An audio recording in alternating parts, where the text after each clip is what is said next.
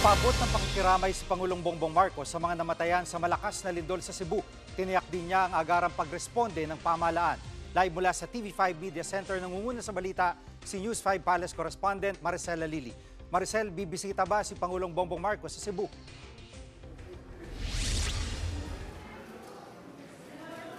Jiggy, wala pang final details kung kailan pupunta si Pangulong Bongbong Marcos sa Cebu, but definitely kasama yan sa plano ng Pangulo para personal na makita ang sitwasyon dyan sa lugar na pinakamatinding tinamaan ng pagyanig ng 6.9 magnitude na lindol. Ang sigurado, nauna na riyan yung ilang mga cabinet secretaries natin para i-assess yung sitwasyon sa lugar. Sa mensahe ng Pangulong Marcos kanina, ipinaabot nito ang kanyang buong pusong pakikidalamhati at pakikiramay doon sa pamilya ng mga nasawi dahil nga dito sa pagyanig na lindol. At ipinapanalangin din daw niya yung mga nasaktan dahil nga dito sa kalamidad na dinanas ng mga kababayan natin sa Cebu. Nanawagan din siya sa mga kababayan natin, partikular dyan sa nasabing probinsya, na manatiling alerto at makinig sa sasabihin at abiso ng lokal na pamahalaan nang sa gayon ay sama-sama nating malagpasan ang pagsubok na ito. Naritong sinabi ni Pangulong Marcos.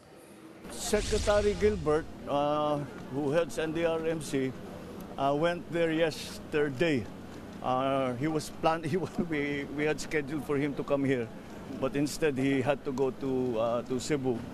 We are still assessing the damage there, but the earthquake was very strong. Pagka yung mga ganyang klaseng numbers, that's a very, very big number already.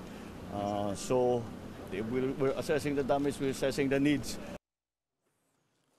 At Maricel, ano agad yung pinag-utos ng Pangulo at paano raw mabibigyan agarang tulong ang mga nabiktima?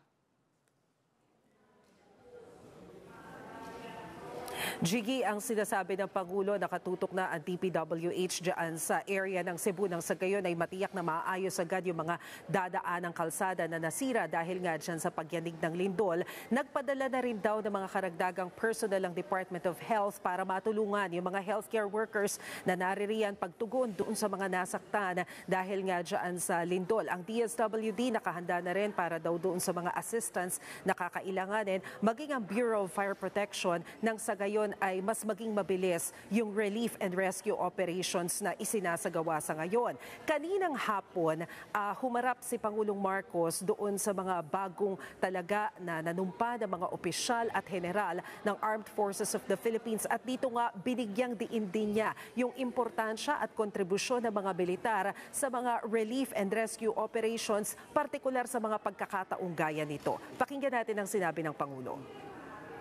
We continue to rely on your vital role in rescue and relief efforts. I think the situation that we just came from in Masbate and that we are going to go to now in Cebu will highlight that the importance of the work that you do beyond what you would call combat operations. At binisita rin ng Pangulo ang Masbate kanina. Ano ang mga pinabot niyang tulong sa mga naapektuhan ng Bagyong Opong? Tama ka, Jiggy. Sabi ni Pangulong Marcos, ipinag-utos na niya sa Department of Budget and Management na i-download na yung 100 billion pesos para makatulong sa rehabilitasyon ng Masbate na talagang pinakamatinding tinamaan o nasalanta nitong Bagyong Opong. Sabi ng Pangulo, napansin niya na ang isa sa pinakamalaking problema ngayon dyan sa Masbate ay yung pagkahirap ng mga kababayan natin na makapag-withdraw ng pera. Hindi naman ito yung cash assistance na galing sa gobyerno, kundi yung sarili nilang pera dahil mukhang wala ng laman yung mga ATM na naririyan. So mukhang ang nakikita niyang paraan, magdala talaga ng cash doon sa lugar ng yon, nang sa gayon, may magastos yung mga kababayan natin dyan na gusto ring mag-withdraw ng sarili nilang pera. Pero mukhang matatagalan pa raw na maibalik ang kuryente dyan sa area dahil nais nilang makatiyak na maayos yung pagbabalik, pagkakabit ng mga kable para hindi na mauwi pa sa panibagong trahedya. Naritong sinabi ni Pangulong Marcos. Overwhelming ang damage dito. Talagang ang sabi sa akin, kahit yung mga matatanda dito sa Masbate, wala silang naaalala na bagyo na ganito kalakas na dumaan dito sa Masbate. Kaya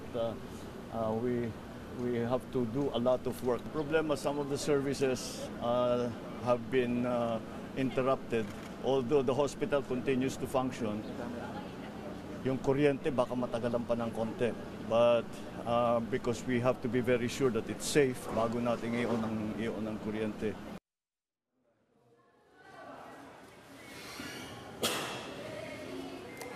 Yan muna ang latest. Balik sa iyo, Jiggy. Yan ang ulat ni Maricela Lili live mula sa TV5 Media Center.